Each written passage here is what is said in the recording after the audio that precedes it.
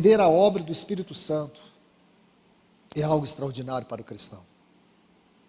Mas a fé, ela vem pelo ouvir e ouvir a palavra de Deus. Essas verdades são estupendas, essas verdades são gloriosas. Mas essas verdades podem se tornar pó, podem se tornar palha queimada, cinzas, se elas não forem capturadas pela fé. A questão hoje não é escutar a palavra de Deus.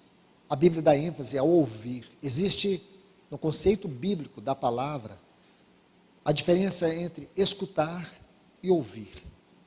Muitos escutam, outros ouvem. Ouvir significa corresponder. O ouvir causa uma entrega. O escutar te leva a questionar, te leva a refletir. Mas o escutar muitas vezes não permite que a palavra desça para dentro do nosso coração. Fica apenas numa esfera superficial da nossa alma. E o Senhor nos chama para ouvir. Quem tem ouvidos, ouça o que o Espírito diz à igreja. Agora, por favor, abram suas Bíblias em Hebreus capítulo 2. Vamos tentar introduzir 2 versículos hoje, porque esses 2 versículos, eles carregam um conteúdo extraordinário. Nós já vimos o versículo 1. Então agora, por favor, vamos ler. Quero aproveitar aqui e fazer um convite a todos vocês.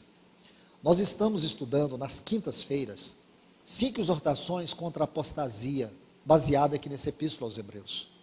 Peço aos irmãos, em nome de Jesus, não deixe de ouvir essas palavras, não deixe de estar aqui.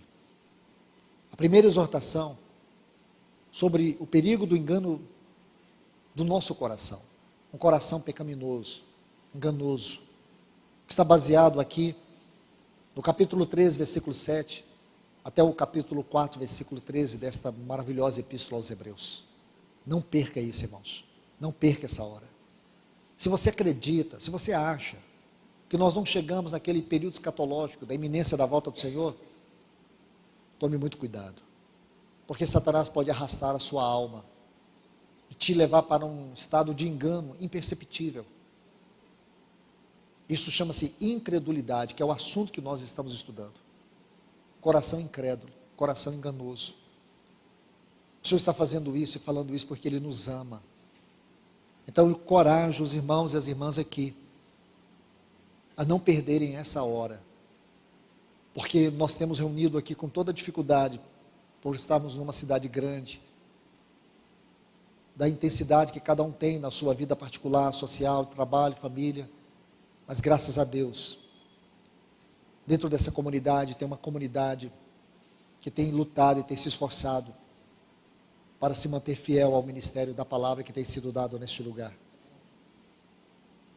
Louvo a Deus pela vida dos irmãos e das irmãs. Então não perca essa hora, meu irmão. Não perca essa hora, minha irmã. Vamos ler aqui, capítulo 2, a primeira parte nós já vimos, quando ele diz assim, por essa razão, essa frase, por essa razão, ela nos leva a ver 14 menções das glórias do nosso Senhor Jesus. Existem 14 menções das glórias do nosso Senhor Jesus no capítulo 1 da Epístola aos Hebreus. Então essa frase, por essa razão, toca nesse ponto, as 14 menções das glórias do Senhor Jesus no capítulo 1. Por essa razão é necessário atendermos mais assiduamente as coisas que ouvimos, para que não suceda que delas nos desviemos. Pois se a palavra falada pelos anjos, é muito importante aqui, irmãos, essa palavra anjo. Preciso fazer uma pequena explicação para os irmãos. A hermenêutica nos proíbe fazer menções baseada em axiologia. Já viu essa axiologia? Né? Pessoas acham alguma coisa e falam asneira. Nós não podemos fazer menções baseadas em axiologia. A teologia não é uma axiologia. Eu acho, eu penso que é assim, não. Ela tem uma ciência.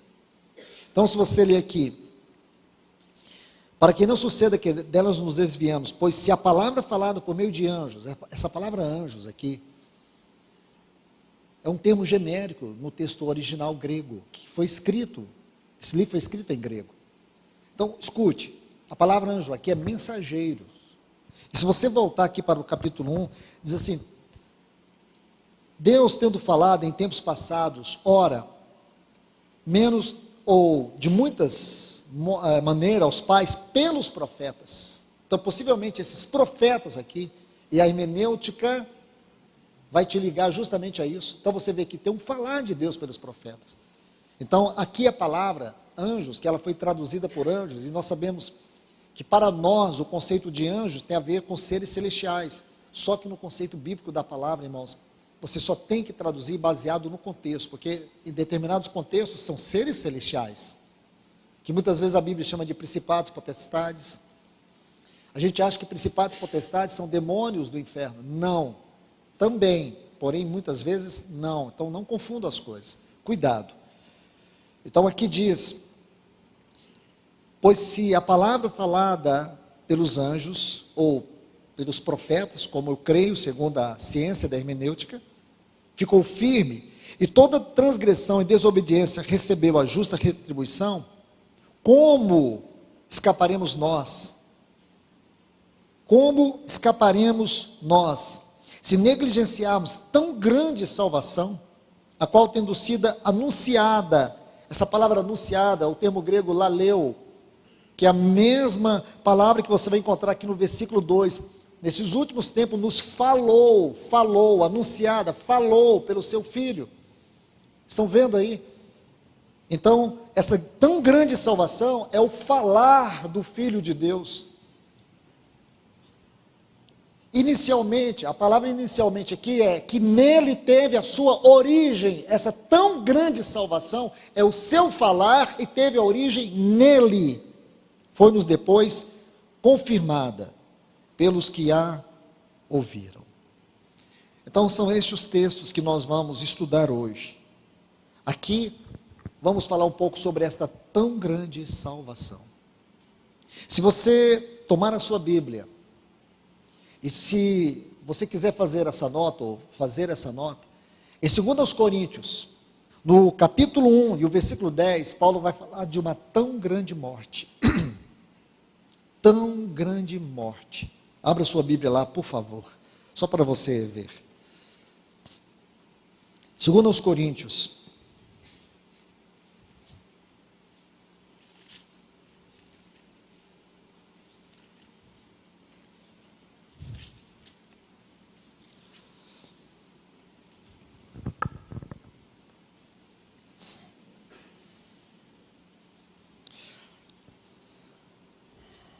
Ele diz assim: o qual nos livrou e nos livrará de uma tão grande morte. Talvez na sua Bíblia, algumas estejam terrível morte. Para uma tão grande morte, Deus nos deu uma tão grande salvação. Estão vendo aí? Aí, este é o tema. O tema aqui é uma tão grande salvação. Como que nós podemos entender de maneira mais profunda, microscópica, aprofundar nessa tão grande salvação da Epístola aos Hebreus? Nós precisamos examinar aqui algumas características. O que é esta tão grande salvação? Amados irmãos e irmãs, infelizmente a religião nos ensinou que esta salvação se limita ao perdão dos pecados e o livramento da condenação do inferno. Não, muito mais do que isso. O perdão dos pecados e o livramento do inferno, sim, estão inseridos. Esses pontos estão inseridos nesta tão grande salvação.